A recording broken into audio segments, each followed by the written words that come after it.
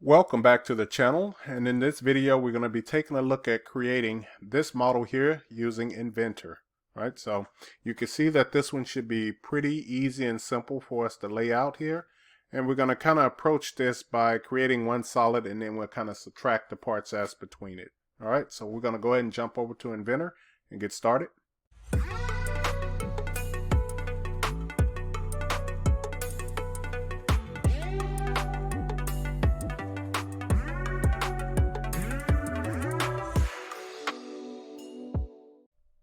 Okay, so here in Inventor, I'll go ahead and click the new icon here, and this is going to be another one of those metric parts. Let's go ahead and hit create. Then we're going to give Inventor a little bit of time to load up, right? So as it's doing this thing, I want to thank you for watching this video. Please leave me a comment below if there's something that I mess up on or something you may not understand. Okay, let's go ahead and create the 2D sketch of this one. And I'm going to start off by selecting here. Now what I try to do is when I look at the drawing, I try to see which view that I'm going to start off by creating. So I'm going to create the front view first. So that's why I'm selecting that plane there. I'll go ahead and sketch this out. And all I'm going to do is kind of sketch this out in a kind of rough dummy shape, if that makes any sense. So I'll go this way, just kind of making sure that I create something that looks similar to that shape. Now I will make sure that these line up. So I'll click here, here, and then finally back to here. I'll always put the longest dimension on my drawing first, so I'm just going to put the dimension of 100 here. Okay, let's zoom back, and then we'll start adding our other dimensions. I know that we have a dimension from here to here is set to 10. Just to make sure that this stays symmetric, I'll hit the escape button, I'll select this line, hold down the shift button and select the other line here, and then I'll select equal. Alright, that just lets me know that whatever this distance is, I can go ahead and specify, so I'll go ahead and do this distance. And this has a distance, and I'm looking at the radius of that, and it's giving me a radius of 20, so this distance has to be set to 40. I need to tell it how tall it is. I'm going to give a distance from here to here, which is going to be set to 60. Then I'll go ahead and put the arc that's sitting on top of here. So I have, 3 different ways where I can create an arc.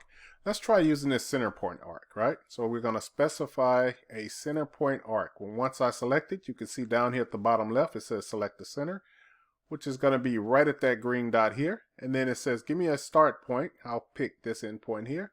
And it says, give me an end point. I'm going that direction and I'll pick here. Hit the escape button. I'll select this middle line here. Do a right click. Tell it to make that line construction. Now I should need 2 more dimensions. I'm going to give a dimension from this line here to the center point that's located here. I'll click here, and then I'll click on my 100 dimension here and divide that by 2. And then lastly, I'll give 1 more dimension from here to this center point. I'll go ahead and click it and place it here. And then I'll select my 60 dimension here and divide that by 2. You can see that it changes another color, which means that it is fully constrained. We'll go ahead and hit the finish button here.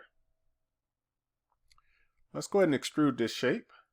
The total width that I'm going to extrude this is going to be 50, but I'm going to send it symmetrical, so I'll select that icon there and make this number 50. Let's go ahead and hit OK. We're going to select this face here, and then I'll create a sketch on it. So I'm selecting this icon with the little green plus.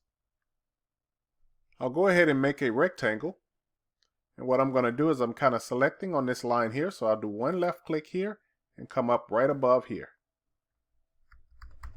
Now the distance between this is going to be 15 on this side, so I'm just going to place a dimension of 15 between that line and this one.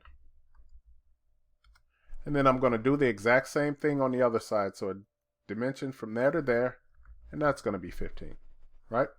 I have 1 more dimension that it's needing here, and it's going to be this top dimension here. So I'll go ahead and place a dimension from here to here. Now this number can be anything I want, long as it's extending past the top of here. So I'm just going to pick a random number. I'll just call it 90. I can go ahead and finish this sketch. Another option I could have did is I could have projected in the top of this, and then I could have made that line on top of it, right? And that's actually could be a smarter approach to this, because if this height ever changes, I don't need to go back in and change this number. So if I delete this, let's go ahead and select that dimension and hit delete.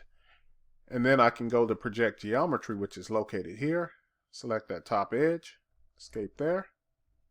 And then I can go ahead and say collinear by selecting that icon here, the top here, and then that line. Now I can hit escape. So the benefit of that, and let's turn this sideways so you can kind of see what's happening. The benefit of this is that now you see that that line, whenever this top grows, this line is going to grow with it. Okay? I don't have to make this line construction. It should be able to find that this closed profile here in the middle is what I need. So if I hit finish, and then if I go to extrude, you're going to see that it gives me that profile, right? Now I want this to go through all, so I'll select here, and then I'm going to set it in both directions.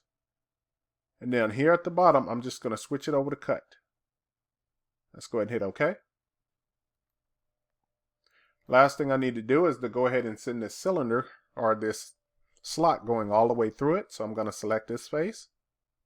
I'll go ahead and select that plus icon there. Underneath the rectangle, you're going to find a slot. Now this one is going to be defined by a center point and 2 endpoints. So I'm going to select here. Just going to touch my circle here. And hopefully I can find the center. And if I can't, I'll just come back and add it later. And it's not giving me the center, so I'll go ahead and click this line here. I'll come straight down to here and then give myself a preview of it here. Okay. So I need that center to go with this one. And let's see if I can get away with doing a concentric. So let's select concentric. Let's go ahead and select that line there and then that one. And that should bring my circle over. It's going to also place the center of that right in the middle of there. Let's go ahead and put a few more dimensions on here. So the dimension here at the top of here, this has a radius of 10. And then I need to add a distance from that center point down to this one. And it's going to be 30.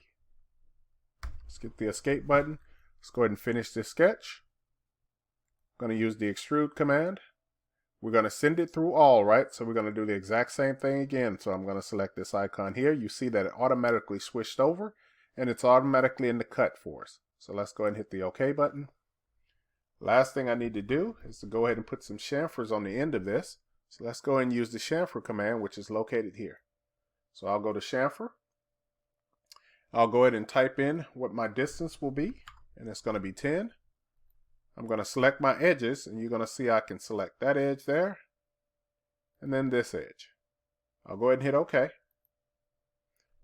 And that should be it for this example, right? So hopefully you enjoyed watching this one. It's short and simple, nice and quick and easy, right? So hopefully this kind of clears up everything you need about Inventor. You've seen me do a slot and some other things in there, right? So hopefully you enjoyed this video.